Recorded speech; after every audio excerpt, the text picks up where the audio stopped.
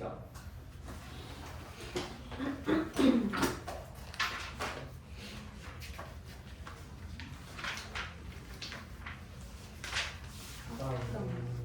우리가 이제 어디 해야 되냐? 126페이지.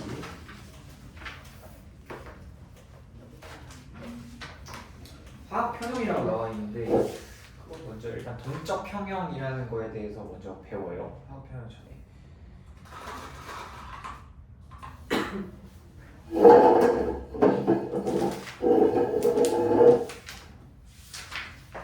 일단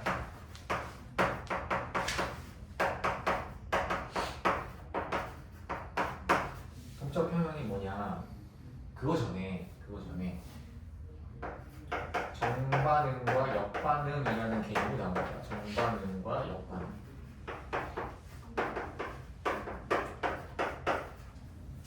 예를 들면 이런 거야. 물 액체 상태가 있어요. 근데 얘가 기체 상태로 바뀐 거야. 수증기죠, 수증기. 그러니까 물이 수증기로 바뀌는 걸 두 글자로 뭐라 그래? 증발이라고 한단 말이야. 증발이라고 하죠. 근데 이럴 수도 있잖아. 수증기에서 액체 상태로 바뀔 수도 있어요. 이거 뭐라고 해요? 액화라고 한단 말이에요. 그렇죠? 그러니까 나는 반응식을 이렇게 썼지만 왼쪽에서 오른쪽이 되는 반응이 일어날 수도 있고 반대로 오른쪽에서 왼쪽으로 반응이 일어날 수도 있어. 그렇지? 근데 우리가 이건 많이 봤죠? 반응식 쓸 때 보통 오른쪽으로 화살표를 쓰잖아? 얘를 우리가 뭐라고 부르냐면 정반응이라고 하는 거고 그 반대쪽으로 진행되는 반응을 우리가 역반응이라고 불러요. 근데 이게 쓰기 나름이야. 물론 이제 쓰기 나름이야. 뭐 이렇게 쓸 수도 있죠. 그럼 이번에는 정반응이 뭐가 되는 거야? 정반응이 액화가 되는 거고 역반응이 증발이 되는 거예요. 그러니까 쓰기 나름인데 반응이라는 게 왼쪽에서 오른쪽으로 가는 정반응이라는 게 있고 오른쪽에서 왼쪽으로 가는 역반응이라는 게 있다. 지금 반응이라는 건 우리가 맨날 화살표 한 개만 그렸잖아요. 그렇죠? 예, 사실 화살표 두 개가 그려져 있어야 됩니다. 모든 반응은 대부분 다 그래요. 그래서 정반응과 역반응이 모두 가능한 반응이다 라고 해서 우리가 이런 애들을 가역 반응이라고 해요. 가역 반응. 역반응이 가능하다. 우리가 원래는 정반응만 이제 가능한 줄 알았는데 정반응만 썼었으니까 근데 역반응이 가능한 반응이다 라고 해서 가역 반응이라고 하고 근데 우리가 화학 반응식 쓸 때는 정반응 그 화살표 하나만 그린단 말이에요. 그런 애들을 뭐라고 하냐면 비가역 반응이라고 합니다. 역반응이 불가능하다. 비가역 반응. 그래서 화살표 두 개 그려져 있으면 가역 반응, 화살표가 정반응 하나만 그려져 있으면 비가역 반응. 비가역 반응일 때는 이제 그 역반응 이것만 그립니다. 오른쪽 화살표만. 왼쪽 화살표만 그리는 경우는 없어요. 오른쪽 화살표만 그리면 아 이거 비가역 반응이구나 이렇게 보시면 돼요. 저희 아예 안 되는 거예요. 역반응 그게. 그러니까 역반응이 일어나는데 그러니까 이론상으로는 무조건 일어나요. 이론상으로는 모든 반응이 다 가역 반응이야. 모든 반응이 다 반대로 일어날 수 있는데 거의 안 일어나. 99.99999% 이제 그 정반응이 일어난다 이렇게 보면 돼. 예를 들어서 이런 거야. 연소 반응. 메테인의 연소. 그럼 이제 H2O 플러스 CO2 이렇게 나오겠죠? 그 개수는 생각하지 맙시다. 이 상태에서 정반응이 지금 불에 태우는 거지. 예를 들어서 이런 거야. 종이를 불에 태울 거야. 종이를 불에 태우면 재가 돼서 날아가겠죠. 역반응은 뭔 소리냐면 이 재를 다시 모아가지고 종이가 된다고 이런 소리일 거 아니야. 말이 안 되지. 그런 반응은 이제 비가역 반응이라고 부르는 거야. 그런 반응 같은 경우는. 그래서 정반응과 역반응이 모두 진행되는 반응을 가역 반응이라고 하고 정반응과 역반응 중에 정반응만 진행되는 거를 비가역 반응이라고 한다. 역반응이 가능하다, 역반응이 불가능하다 이렇게 보는 거고요. 그 다음에 가역 반응이라고, 그러니까 가역 반응 이렇게 써져 있으면 가역 반응인 거거든, 그렇지? 근데 이렇게 써져 있다고 해서 비가역 반응이냐? 그거는 아니에요. 그건 아니에요. 이렇게 써져 있어도 가역 반응일 수 있어. 근데 굳이 표시 안 해놓은 거야, 역반응. 그래서 문제에 지금 예시가 나와 있거든요. 예시가 나와 있는데 아까 봤었던 거 물의 증발과 수증기의 응축. 지금 교과서에서 빠졌는데 물의 증발과 수증기의 응축 이게 이제 대표적인 가역 반응이고 그 다음에 지금 보면 염화 코발트와 물의 반응이라고 나와 있죠. 염화 코발트가 원래 파란색인데 물하고 반응하면 붉은색으로 변해요. 지금 거기 나와 있죠. 이거 예시를 외워줘야 돼. 왜냐면 내신에서는 어떻게 되냐면 반응식 줘놓고 이게 가역 반응이냐 비가역 반응이냐 찾으라고요. 그러면 당연히 화살표 하나만 그려주겠어? 두 개 다 그려주겠어? 하나만 그려주고 가역 반응인지 비가역 반응인지 찾으라고 할 거 아니야, 그렇지? 그러니까 예시를 외워줘야 된다고. 염화 코발트의 변화, 이거 염화 코발트가 이 CO 얘가 염화 코발트라는 놈이거든요. 코발트?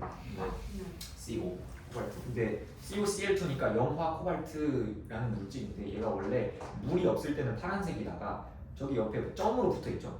COCl2.6H2 이렇게 나와 있는데 저거를 염화 코발트 육수화물이라고 해요. 물 6개가 붙어 있다 그래서 육수화물이라고 해요. 염화 코발트 육수화물. 그래서 써드릴게요 그냥. 이게 첫 번째 예시다. 아까 써줬던 거. 물의 증발과 수증기의 응축.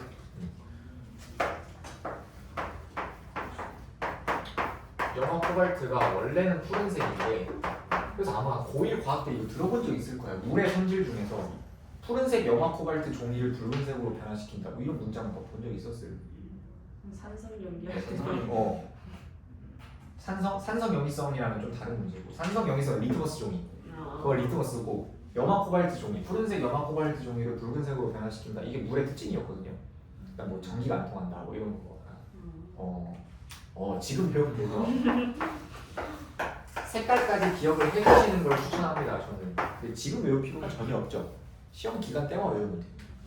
너네가 이제 기억해야 되는 건 이게 예시를 문제로 이렇게 내니까 근데 화살표 하나만 써가지고 문제를 낼 수도 있으니까 화살표 하나만 있어도 이거는 비가역 반응이 아니라 가역 반응이다 라고 해주면 돼. 물론 진짜 반응 중에 비가역 반응이어서 화살표 하나만 그려주는 것도 있겠지만 굳이 역반응을 표시 안 해도 과학에서 문제 없다라고 약속을 해버렸기 때문에 역반응을 그려도 되고 안 그려도 되기 때문에 이거는 이제 기억을 해주셔야 돼요. 예시를. 그 다음에 황산구리 오수화물. 황산구리라는 게 물이 결합해 있으면 오수화물이니까 물 5개 결합해 있다는 소리죠.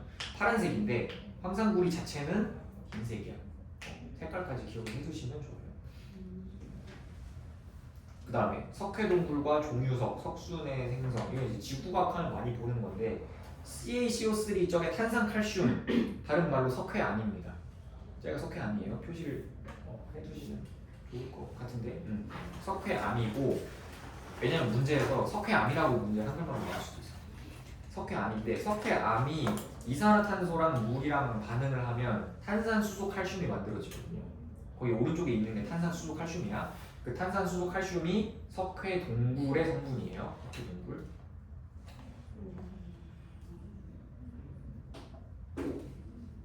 그게 정반응인 거고 지금. 그 다음에 그 석회동굴이 다시 그 탄산수소칼슘이 물이랑 이산화탄소를 뺏기면 뭐가 생성이 되냐면 종유석 석순이 만들어집니다. 종유석 석순. 석회암으로 다시 돌아오는 게 아니에요? 그러니까 성분은 석회암이지 CaCO3. 근데 이제 부르는 명칭이 다른 거야.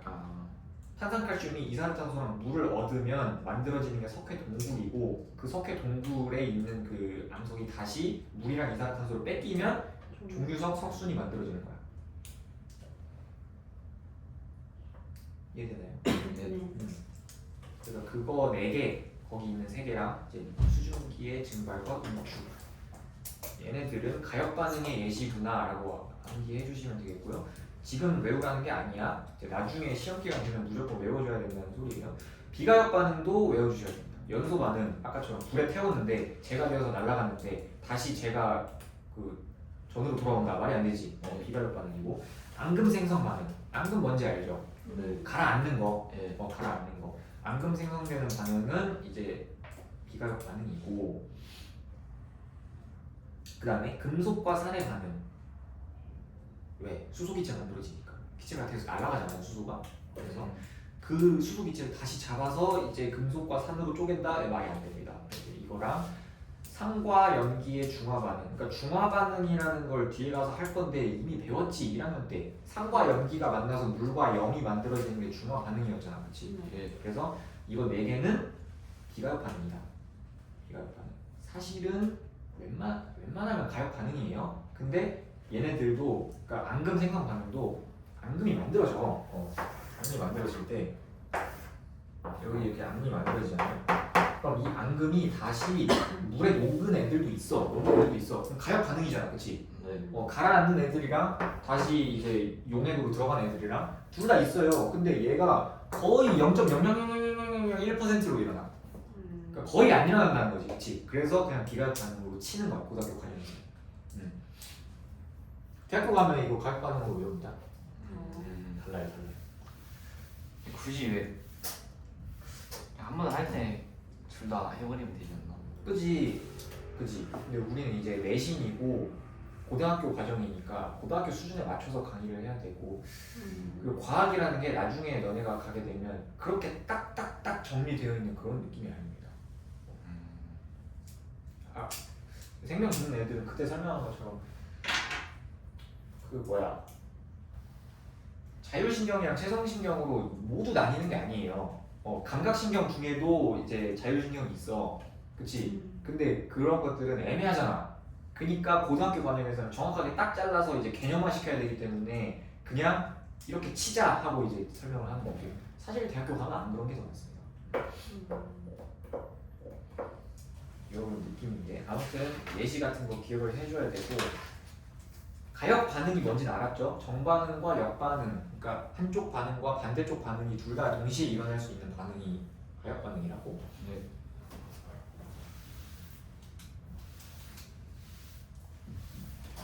그러면 동적 평형이 뭐냐? 지금 시간이 8시 20분. 동적 평형까지만 하고 끝낼게요. 동적 평형이 뭐냐? 움직일 동자거든. 움직이는데 평형 상태라는 거야. 이게 뭐지?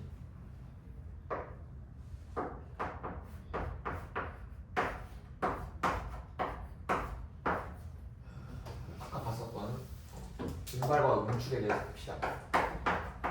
뭐 에타라고 해도 맞는데 여기서는 응축으로 보통 용어를 써요. 정반응이 지금 증발이지. 역반응이 지금 응축이란 말이야.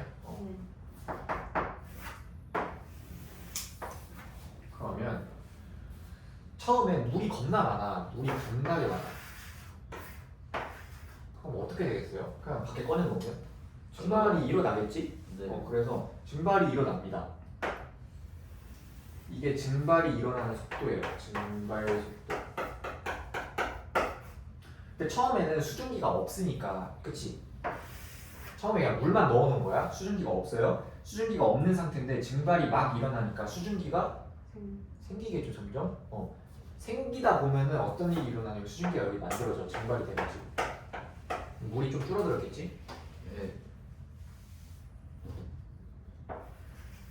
그럼 무슨 일이 벌어지냐면 이 수증기들도 이 대기 중에서 서로 충돌하다가 물 표면으로 들어가 버려.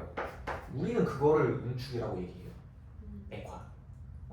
그러니까 정반응도 일어나고 역반응도 일어날 수 있잖아, 그렇지? 네. 근데 지금 수증기가 처음에는 없었으니까 역반응이 안 일어나는데 수증기가 생기면 생길수록 역반응도 지금 일어나고 있는 거죠. 네. 역반응도 일어나고 있어. 근데 아직까지는 수증기가 물의 증발 속도를 뛰어잡을 만큼 많이 생성되지 못했기 때문에 증발이 응축보다 더 많이 되는 거야. 그러니까 물 분자 3개 증발되면 이제 응축 하나 되고 뭐 이런 상황인 거예요. 약간 이해되지 지금? 네. 증발 속도. 근데 응축 속도가 이제 수증기가 생기면 생길수록 점점 증가합니다. 그러다가 증발 속도와 응축 속도가 같아지는 시점이 오거든요. 네. 같아지는 시점이 오거든요. 그러니까 왜요? 그건 이제 나중에 할 거야. 근데 일단 속도가 같다는 거를 인지를 해봐봐요. 지금 속도가 같아졌어. 증발 속도와 응축 속도가 같아졌어. 그럼 어떻게 될까? 증발 속도와 응축 속도가 같아지면 이런 소리야. 여기에서 물 분자 3개 증발했는데 그때 수증기 분자 3개도 동시에 응축이 된다 이 소리잖아. 그치? 네. 속도가 똑같다고. 증발이 되는 속도랑 응축이 되는 속도가 똑같다고. 그러면 심플하게 증발되는 만큼 응축이 되는 거잖아. 맞지? 네. 그럼 어떻게 되냐면 겉으로 봤을 때 변화가 일어나지 않는 것처럼 보이겠지. 그지? 처음에는 증발 속도가 더 빨랐으니까 증발이 일어나고 있는 것처럼 보인다고. 네. 물의 그 높이가 줄어든다고, 그치? 네. 근데 증발 속도와 응축 속도가 같아지는 지점은 겉으로 봤을 때 변화가 일어나는 것처럼 보여, 안 일어나는 것처럼 안 보여? 일어나는 거죠. 안 일어나는 것처럼 보일 거 아니야. 근데 변화가 일어나고 있는 거야, 안 일어나고 있는 거야, 실제로? 일어나고 있는 거야. 일어나고 있는데 증발하는 만큼 응축하고 있으니까 겉으로 봤을 때는 아 얘가 반응이 끝났나? 이런 상태인 거라고. 이거를 동적 평형이라고 해요. 다시 동적 평형이라는 건 이렇게 쓸게요. 증발이 지금 정반응이다. 네. 응축이 역반응이다. 그래서 네. 내가 얘를 정반응 속도라고 쓸 거고요. 그다음에 역반응 속도가 있겠지. 네. 이 정반응 속도와 역반응 속도가 같아지는 지점이 온단 말이야. 왜 같아지는지 다음에 할 거예요. 정반응 속도와 역반응 속도가 같아가지고 겉으로 봤을 때는 변화가 겉으로 봤을 때 변화가 일어나는 것처럼 보여, 안 일어나는 것처럼 보여? 안 일어나는 거죠. 변화가 안 일어나는 것처럼 보이는 상태를 동적 평형이라고 한다. 이게 동적 평형이야. 그러니까 분명히 반응은 일어나고 있어. 근데 반응은 일어나고 있는데 정반응도 일어나고 역반응도 일어나고 있는데 정반응이 일어나는 속도랑 정반응이 진행되는 속도랑 역반응이 진행되는 속도랑 같기 때문에 쌤쌤인 거잖아. 한마디로 쌤쌤. 예. 그러니까 내가 제3자가 봤을 때는 반응이 안 일어나나 같은 것처럼 보이는 거지. 그러면은 아 동적 평형에 도달했습니다 라고 말하는 거야 이때가. 이해돼? 예. 그럼 동적 평형에 도달하는 순간부터는 그 여기 있는 물질들의 농도라던가 양이라던가 이런 게 변해 안 변해? 미안해. 절대 안 변하죠. 그래서 이때는 물질의 농도나 양이 변해 안 변해? 안 변해. 왜냐면 정반응 되는 만큼 다시 역반응으로 되돌아오니까 겉으로 봤을 때 반응이 일어나지 않는 것처럼 보인다. 물질의 농도랑 양이 안 변한다. 근데 안 변한다고 해서 반응이 안 일어나는 거냐? 그건 아니라고. 동적 평형이 뭐라고? 움직이는데 지금 평형 상태인 거라고. 반응은 계속 일어나고 있어. 이거 문제에서 낚시로 굉장히 많이 물어봐요. 반응은 계속 일어나고 있어. 반응이 끝난 게 아니야. 끝난 게 아니야. 일어나고 있는데 지금 평형 상태인 거야. 그냥 가는 만큼 오는 거기 때문에 겉으로 봤을 때 반응이 안 일어나는 것처럼 보이는 거야. 그걸 동적 평형이라고 부른다고. 이해되니? 예. 동적 평형에 도달하려면 뭐가 같아야 된다고? 정반응과 역반응의 속도가 같아야 된다고? 농도가 같아야 되는 게 아니야. 네. 지금 물의 농도랑 수증기의 농도랑 같아야 된다는 게 아니에요. 정반응이 진행되는 속도랑 역반응이 진행되는 속도가 같을 때 동적 평형이라고 부르는 거야. 대신 동적 평형에 도달하면 그 순간부터는 물질의 농도와 양이 똑같은 게 아니라 안 변하는 거야. 안 변하는 거. 지금 얘랑 같아진다는 게 아니에요. 안 변한다는 거야. 아 맞잖아. 얘가 5리터 있었는데 물이 증발이 일어나서 4리터가 됐어. 이때가 평형이래. 그러면 4리터로 계속 유지가 된다는 뜻이야. 수증기도 4리터일지는 모르죠. 그건 모르는데. 근데 저 동적 평형 이후까지도 그 뭐라 하지? 이후가 되면 어떻게 돼요? 이후? 네. 이대로 계속 이어져. 이대로. 아 이대로 주변- 쭉 이어져요? 주변에서 어떤 추가적인 조건이 없으면 이 상태로 계속 가요. 그래서 막 응축되는 속도가 증발되는 속도보다 더 높아지거나 그런 거. 그런 식으로 조건을 변화시키지 않는 이상 평형에 도달하면 그 뒤부터는 쭉 똑같아요. 계속 평형이야. 근데 뭘 기억하는 거라고? 동적 평형이라는 건 반응이 멈춘 게 아니라 정반응이 일어나는 속도가 제일 중요해. 속도가 같은 거야. 정반응이 일어나는 속도와 역반응이 일어나는 속도가 같아서 겉으로 봤을 때는 반응이 일어나지 않는 것처럼 보이는 상태를 동적 평형이라고 한다고. 이해되나요? 네. 이해되죠. 동적 평형까지만 한 거고 지금 동적 평형의 예시 같은 경우는 이제 다음 시간에 할게요. 오늘 수업 여기까지.